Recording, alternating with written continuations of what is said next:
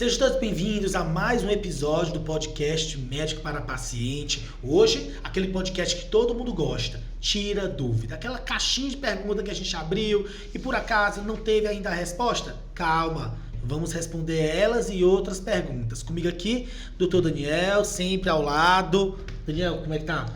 Fala, Luiz. Eu tô até ajeitando a manga aqui, me preparando, porque é um bocado de pergunta que vocês deixaram pra gente e a gente vai tentar responder o máximo que a gente conseguir. A gente sabe que vocês gostam bastante desse episódio, tudo é uma interação bastante legal que a gente recebe no nosso Instagram e muitas vezes vocês deixam perguntas também nos episódios que a gente tem lá no YouTube, @de-médico-para-paciente. E aí a gente vai começar, eu deixei aqui separado algumas. E o que basicamente muita gente pergunta, Luiz, é sobre cefaleia, principalmente, né? Até porque a gente já falou em diversos episódios, né? Que é uma doença, que é uma queixa muito comum no consultório do Luiz, né?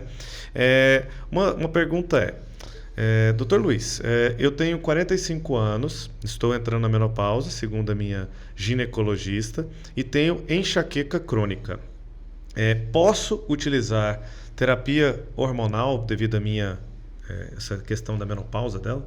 Como é que é para Boa esses pacientes? pergunta. Paciente que tem enxaqueca e quer enxaqueca já no período da menopausa, quer saber se pode utilizar ou não o a reposição hormonal. Isso. Vê, paciente que tem enxaqueca é um componente genético. Genético, ele foi determinado para ter dor. Quando a gente tem enxaqueca, diversos fatores estão associados, dentre eles hormônios, né? À toa que a mulher tem mais dor do que o homem. Ok. Quando a gente está no período já da menopausa, há uma queda hormonal. Esses pacientes, eles podem experimentar esses fogachos cada vez mais intensos. Podemos fazer reposição? Sim. A enxaqueca não especialmente a enxaqueca sem aura, não é uma contraindicação para a reposição hormonal. O que a gente precisa ficar atento, claro, é rastreio de um câncer de mama, que aí tem que ser rastreado antes, mas achar que a minha reposição hormonal vai piorar a enxaqueca, a princípio não. Agora, se você tem uma enxaqueca com aura, que é aquela dor de cabeça latejante, que você vê pontinhos brancos, pretos na vista, metade do corpo dormente, isso, a primeira coisa que eu recomendo, já peguei alguns pacientes assim, é o quê? Vamos primeiro tratar a enxaqueca? Antes de fazer a reposição hormonal, vamos fazer um tratamento de 6 meses a 1 ano de enxaqueca, fazer com que ela fique em silêncio, para então você iniciar a profilaxia. Porque o que tem de estudo mesmo é o anticoncepcional hormonal duplo, é contraindicação absoluta para quem tem enxaqueca com aura. Mas a reposição hormonal, não. Legal. Não confundir, né, o anticoncepcional com a reposição hormonal. Então, pode, né, para as mulheres aí que desejam fazer, isso não é contraindicação, mas é sempre bom conversar com o seu ginecologista, né, gente? Exato. E se vê que está piorando a enxaqueca, aí procura um neuro, né, para dar uma olhadinha. O que você tem aí, Luiz? Vê, perguntaram aqui, ó. Tenho pólipo, tem um pólipo intestinal, ou pólipos intestinais. Eles podem ser causa de sangramento? Pólipo pode ser causa de sangramento e o interessante é que quando esses pólipos estão causando sangramento, o paciente normalmente fica assustado e vai procurar ajuda. Porque sangramento retal, intestinal, sempre assusta. Até de uma simples hemorroida. Então, quando o paciente está com uma hemorragia digestiva baixa, que a gente chama de hemorragia digestiva baixa, que é quando o paciente está sangrando pelo intestino, pelo reto, é sempre importante procurar um médico, porque pode ser uma simples hemorroida, como pode ser um pólipo sangrando.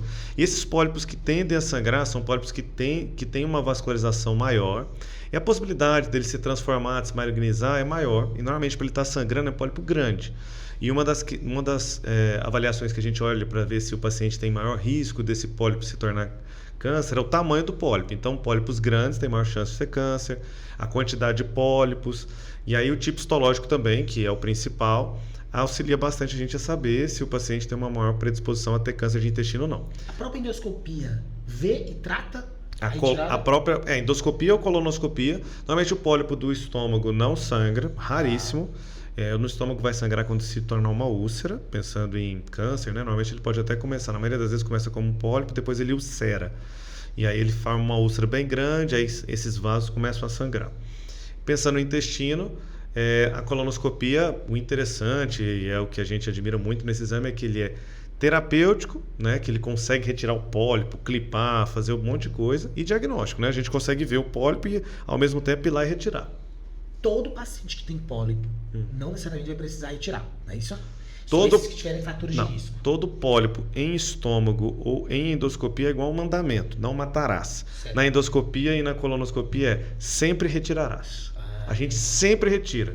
Sempre, sempre, sempre. O único pólipo que a gente não retira é quando é uma glândula hipertrofiada no estômago. Normalmente fica mais ali na parte entre a transição com o fundo gástrico e no fundo, que são glândulas que vão produzir ácido, produzir secreções naturais do nosso estômago. Tirando isso, a gente sempre vai tirar. Agora, tem uma doença que na época que eu estudava gastro, doença polipóide intestinal. São vários pólipos. E aí, tira tudo? Não dá para tirar tudo porque são milhares de pólipos e tem do trato gastrointestinal inteiro. Então, o paciente pode ter do esôfago até o ânus. Normalmente se localiza mais no intestino grosso, mas alguns pacientes têm no duodeno, ali naquela região da transição. Às vezes só monitorizando. A gente tira os maiores. Toda vez que tem um pólipo maior de 1 centímetro, 1,5 centímetros nesses pacientes, a gente tem que ficar tirando. Se não conseguir tirar na primeira coluna, na primeira coluna tirou 10. E esses pólipos a gente sempre, normalmente esses pacientes vão fazer todo ano colono, a gente vai tirar sempre os pólipos maiores, e à medida que tiverem pólipos com mais características malignas, começou a ter adenoma com displasia de alto grau, adenocarcinoma in situ, começou a ficar algo exagerado, a gente sempre pede para retirar todo o colo. Normalmente esses pacientes retiram o colo com 20 anos, 22 anos. Paciente que fica com colo que tem essa síndrome adenomatosa familiar, né, que a gente chama de PAF, se fica muito tempo com o intestino, a possibilidade dele ter câncer de intestino é elevadíssima. Se ele quiser, às vezes o paciente não quer ficar sem intestino, porque vai ter que às vezes ficar com uma ileostomia, tudo, né, para sempre com a bolsinha, a gente conversa com ele com a possibilidade de ficar fazendo colono de 3 em 3 meses, 6 em 6 meses. Mas uma vez que a gente fez uma colono que identificou um pólipo com elevada malignização, já um câncer localizado, um pólipo que já está querendo virar... Ah, mas você tirou, mas a probabilidade de ter outro que eu não consegui ver e retirar, porque são milhares, gente, é um em cima do outro. A gente indica a colectomia, porque... E normalmente é assim, o irmão tem, o pai tem, a irmã tem, o tio... É familiar mesmo, a genética é bem alta, a possibilidade de mais familiares terem essa doença é elevada. Boa. Uma pergunta aqui que é interessante, que a gente pega muito pacientes nas duas clínicas. Como substituir o ansiolítico, como o alprazolam, que faço há 6 anos? Essa é uma pergunta muito boa, né?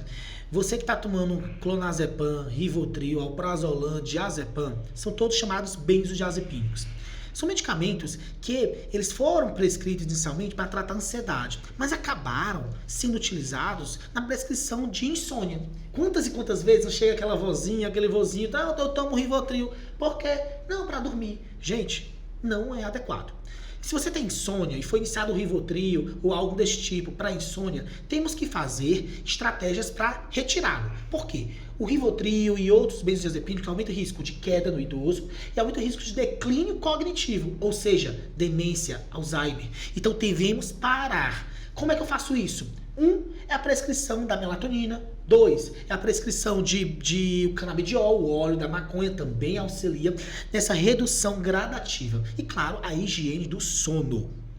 Legal. E é complicado para a gente tirar, muitas vezes o paciente fica bem resistente para retirar esses medicamentos com medo de não dormir. Isso pode às vezes acontecer, mas a gente deixa um resgatezinho quando isso acontecer, toma uma bandinha a mais, tudo. E lembrar que, como o Luiz falou, a retirada é gradual, mas é bem lenta. O paciente muitas vezes chega com 5, 10 anos tomando rivotril, não vai tirar em poucos meses. Às vezes demora 1 ano de desmame. Né? Normalmente, como é que é? O protocolo de vocês é reduzir a dose em 25% a cada mês, né? Isso. Você não pode reduzir muito. Fazer né? assim, de 25% a cada mês. E se o paciente tiver sinais de dependência, ficou agitado, retorna e reduz menos. Tem que entender que são anos de medicamento. Então, às vezes, vai ter falha no desmame. Então, cada vez mais lento, melhor. Tem paciente que quer começar o remédio que parar amanhã e não vai dar certo. E aí, uma estratégia de ir associando o canabidiol é excelente porque você consegue reduzindo o uso. Lembrando que esses remédios acabam gerando... Eu gosto, muitas vezes os pacientes têm uma resistência para retirar, mas lembrar que normalmente esses pacientes que fazem uso crônico dessas medicações já têm um grau de demência. No mínimo, está esquecendo o nome do neto, de alguém que não esquecia. Quando você começa a falar isso, que isso não é normal, a pessoa já começa a ver, nossa. E aí você fala, quando você retirar, você vai começar a lembrar disso, gente.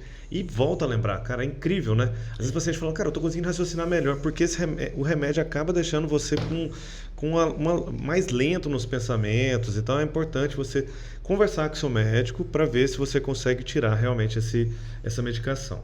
Um ponto importante que veio no congresso, que eu lembrei de você, a gente sabe que, não sei se você tem essa rotina, a gente já conversou aqui, não é para se ficar mantendo o omeprazol ad eterno, né? Eu lembro que era uma dúvida muito que eu tinha antes, de que a pessoa que está tomando lá o AS dela, tem que necessariamente tomar omeprazol? Porque o problema qual é o problema do uso crônico do omeprazol? Cara, o problema do uso crônico do omeprazol, crônico assim, que os estudos mostraram, assim, foram anos, né? Os principais tem um estudo maior que eram pacientes que faziam uso mais de 5 anos. O que mostrou foram pacientes que tiveram atrofia gástrica. A atrofia gástrica acaba gerando um pouquinho de deficiência de fator intrínseco, de absorção de vitamina B12. Alguns pacientes, nesse estudo, mostrou que tinha maior probabilidade de ter pneumonia, que pegou um estudo que tinha muito idoso também. Então, mostrou também que esses pacientes faziam uso crônico devido à diminuição da acidez do estômago, né, aumento do pH. Esses pacientes, quando são muito idosos, acabam muitas vezes no ato de dormir, ou então às vezes deitar com o estômago cheio. A gente tem muito comum a gente ter broncoaspiração. Então toda hora a gente está tendo broncoaspiração. E aí viu que pacientes que têm uma acidez menor no estômago, quando esse líquido menos ácido vai para o pulmão, acaba levando bactérias que não morreram porque estava menos ácido. E aí o paciente tinha mais broncoaspiração. Então tem um risco relacionado à questão de vitaminas, broncoaspiração, e tem uma questão também que em pacientes idosos tem maior chance de ter osteoporose. Ponto. Gente, são essas doenças que eu te falei, então cabe numa mão, tá? Absorção de vitaminas, pneumonia e osteoporose. Não dá câncer de estômago, não dá. E está relacionado a uso prolongado, sim, anos e anos. Tem alguns pacientes que vão ter que ficar fazendo uso anos e anos. Então são pacientes normalmente cardiopatas que têm que fazer uso de AS. O AS mesmo, existem alguns AS que o paciente consegue fazer uso e a absorção dele vai ser maior no duodeno, que são AS com liberação lenta e tal. Mas mesmo assim, não sendo totalmente absorvido no estômago, o AS acaba inibindo a proteção do estômago. Então, se você tem uma proteção menor no estômago, né, que são as COX que a gente chama, você ainda vai ter um pouquinho de dor, mesmo tendo liberação no duodeno. Normalmente esses pacientes a gente autoriza fazer uso de omeprazol, um pantoprazol, qualquer remédio numa dose baixa para proteção, para evitar dele ter uma esofagite, dele ter uma gastrite. Às vezes esses pacientes têm até mais chance de ter uma úlcera por conta disso, porque a proteção vai estar menor no estômago. E tem, além desses pacientes fazer uso crônico de AS, tem pacientes que têm hérnias de hiato, que é quando o estômago está um pouquinho acima do diafragma, em contato com o esôfago, a gente faz uso de omeprazol, pantoprazol, esses remédios para o estômago, de uso contínuo quando o paciente não consegue ou não tem indicação de cirurgia. Atualmente, no consenso, aí no CEIPS, em toda a literatura, paciente que vai fazer uso contínuo de omeprazol, pantoprazol por mais de 5 anos, tem indicação de fazer cirurgia de correção dessa hérnia de hiato. Só que, às vezes, o paciente, ele não quer fazer a cirurgia, porque é uma cirurgia que tem as suas complicações, e às vezes não tem acesso à cirurgia. A gente faz uso do omeprazol, porque isso aí era por questões de custo. Acaba, se você ficar fazendo uso de omeprazol por 15, 20 anos, se você for somar, acaba ficando o mesmo valor de fazer uma cirurgia. Isso aí o Estado. A gente pensa que não, mas porque muitas vezes a gente pega no governo, esses remédios muitas vezes são subsidiados na farmácia, né? Mas quando você coloca um bom protetor gástrico, vai custar entre 100 e 200 reais. Se você colocar isso todo mês por vários anos, por 20 anos, 30 anos, dava para você ter feito a cirurgia e onera menos o serviço, né? Mas pensando em problemas gástricos, pode ficar despreocupado. Só você fazer o controle. Esses pacientes fazem uso contínuo, fazem endoscopia ou de 6 meses ou todo ano. Aí a gente faz biópsia, vê como é que está o grau. Às vezes a gente suspende por 2, 3 meses, a atrofia normalmente regride e aí vai. Então não vai dar câncer não. Um ponto que no congresso de dor que teve recentemente, que eu estava lá no Sindor da USP, que é o congresso interdisciplinar de dor, foi o uso de anti-inflamatórios. Aí foi legal porque eles questionaram assim, o neuro gosta de prescrever tal medicamento, o geriatra tal medicamento, o ortopedista tal medicamento e tal. Eu te pergunto, você que trabalha com as complicações de uso de anti-inflamatório, qual anti-inflamatório você escolheria? O anti-inflamatório clássico, os inibidores clássicos ou um inibidor seletivo? Explica pra gente por quê. Luiz, eu não seleciono eu seleciono basicamente pela intensidade da dor e a questão do paciente conseguir pagar ou não a medicação que eu vou passar. Então eu preciso entender como é que é. E sempre quando eu prescrevo um anti-inflamatório, eu sempre prescrevo um protetor gástrico. Então não é por isso que eu vou levar. Então ao mesmo tempo eu posso prescrever um ibuprofeno, que passa bem na barreira hematocefálica, que é bom para cefaleia, essas coisas, se tiver no caso, né? Mas ele vai fazer uso protegendo o estômago, sempre. Aí às vezes eu quero um que seja mais forte para dor, né? Um cetoprofeno, alguma coisa assim. Eu tento usar, eu vou usar mais protegendo o estômago, sempre protegendo o estômago. Existem até apresentações aí com nimesulida já com protetor gástrico, né? Que está fazendo sucesso aí. Ajudou bastante. Então às vezes um ortopedista que não quer prescrever 2 medicações, ele coloca os 2 e aí o paciente compra, graças a Deus já protege bastante o estômago. O que acontece é quando vai fazer uso desses medicamentos e não faz uso do protetor gástrico, a probabilidade de você ter uma úlcera é elevadíssima. Mas é a probabilidade de uso contínuo ou você acha que quantos dias vão considerar uma população? Na residência a gente pegou isso, era discutido bastante isso e a gente leu uma série de estudos lá na época de uma apresentação de um chefe lá. Tinha gente que apresentava úlcera com uma dose. Teve pacientes que apresentaram úlcera no duodenal com apenas uma dose. Aí, obviamente, tem que ver, será que ele não tinha já infecção da bactéria H. pylori, já estava no ambiente de hipercloridria? Pode ser.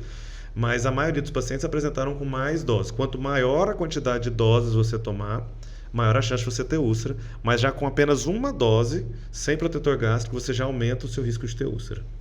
Boa.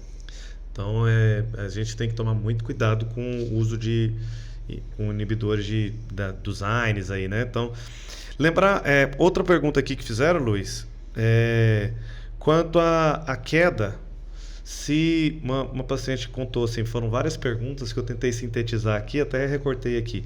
Ela conta basicamente assim, que o avô teve uma queda e aí não procuraram o serviço. Tá? É idoso, eu imaginei que era um idoso que teve uma queda, não procurou serviço, e aí 2 dias depois ele começou a ter muita dor de cabeça, e aí procuraram o serviço, aí ele tinha um hematoma, precisou operar, tudo e tal. Aí ela falou o que ela poderia ter feito, como poderia ter evitado, se foi da queda mesmo, como é que é essa questão de queda em idoso, o que fazer com queda em idoso? Queda em idoso é um problema que é real. Mais de 50% dos idosos acima de 65 anos levam queda, e essa queda, 70% das vezes, ela é da própria altura e acontece em casa. Então a primeira coisa será que eu poderia ter evitado?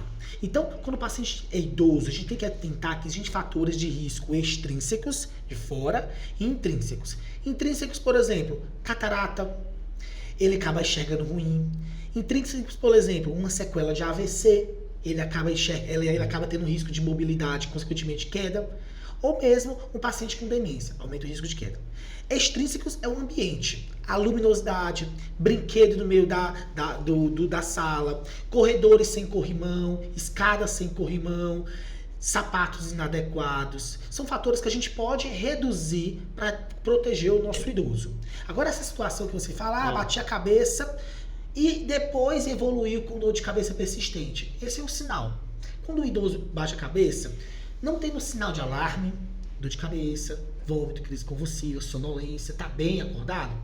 Não tem, não precisaria ir para emergência, não pelo traumatismo craniano. A gente tem que pensar, claro, que o idoso, osteoporose, risco de fraturas de colo de fêmur, fratura de vértebra. Mas pela pancada da cabeça, se eu não tenho corte, se não feriu a cabeça, nem teve desmaio, perda de consciência, não precisaria ir para emergência.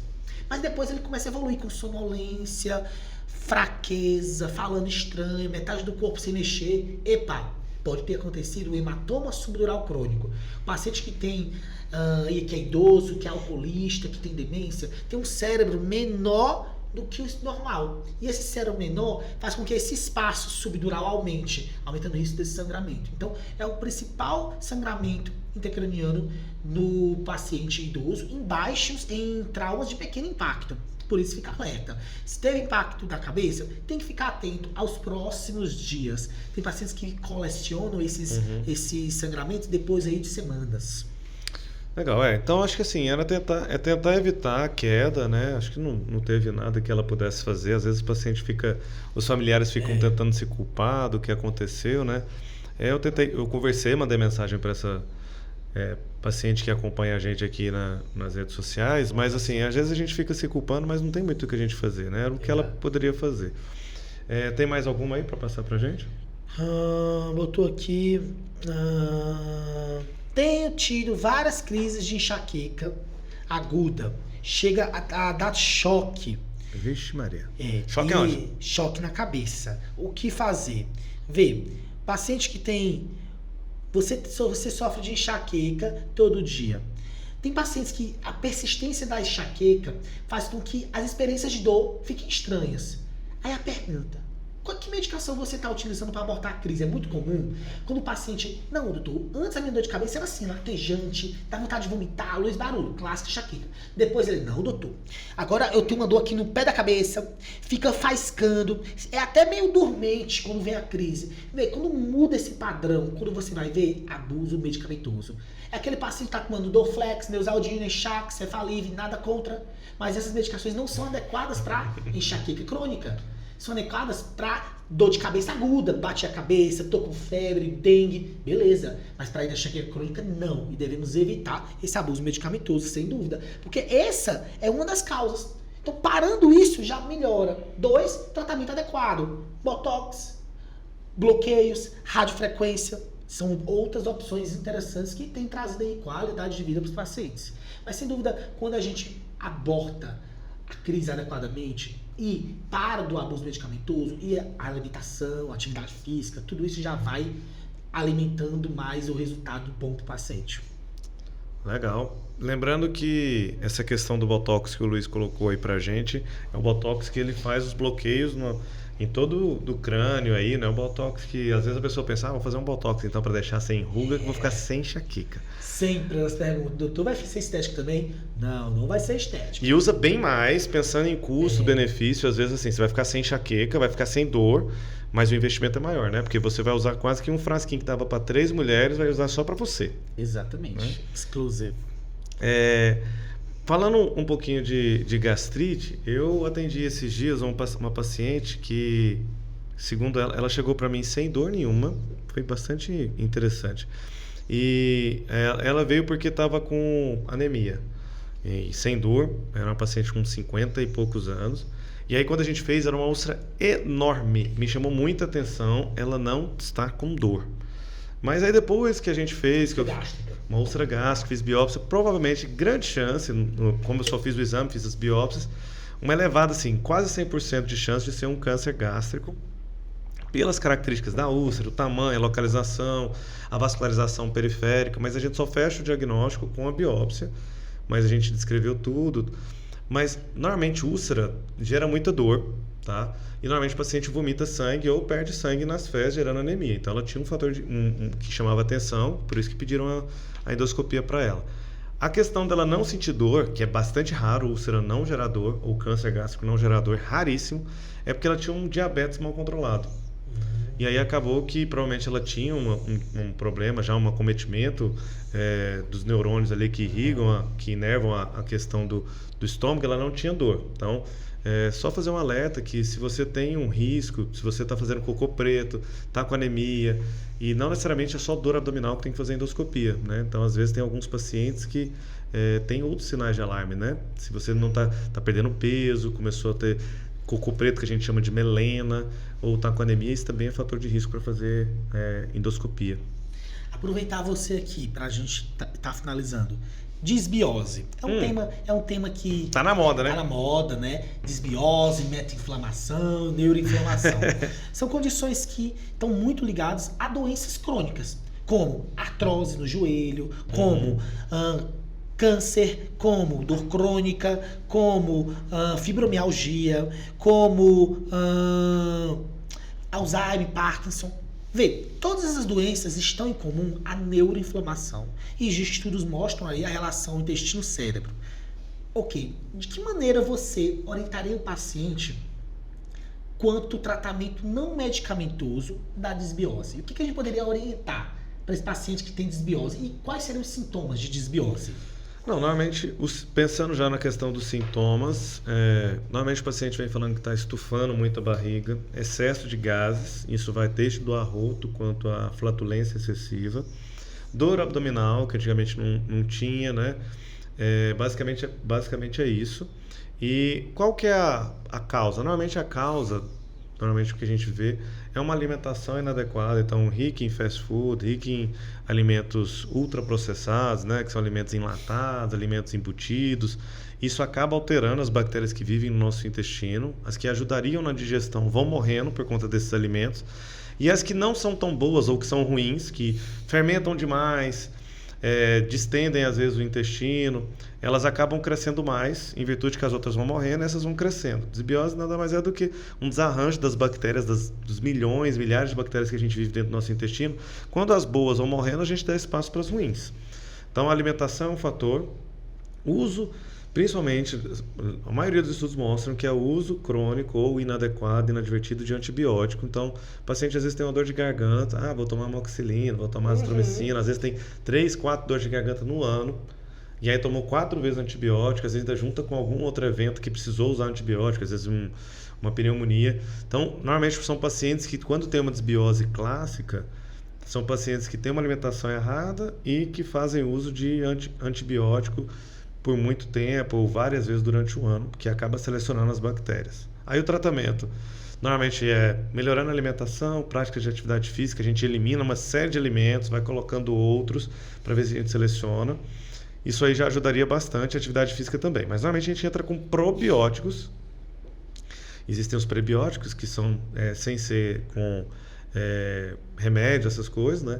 E tem os probióticos, que é quando a gente dá umas cápsulas, que tem muito mercado aí, a indústria está produzindo bastante, que tem milhões de bactérias dentro de uma cápsula, tá? Às vezes até bilhões, e aí você vai colocar dentro do seu intestino. E aí essas bactérias, muitas vão morrer, vamos supor, 90 vão morrer, 90%. Mas aquele pouquinho que vai ficando, elas vão reproduzindo e vão competindo com as outras, que elas vão acabar morrendo, porque elas vão competir pelo mesmo substrato, pela mesma quantidade de alimento. Então vai competindo uma com a outra e vai crescendo mais as bactérias boas vão começando a crescer mais e as ruins vão morrendo. Então, pela essa competição, por estar diminuindo a população de bactérias ruins, o intestino tende a voltar ao normal.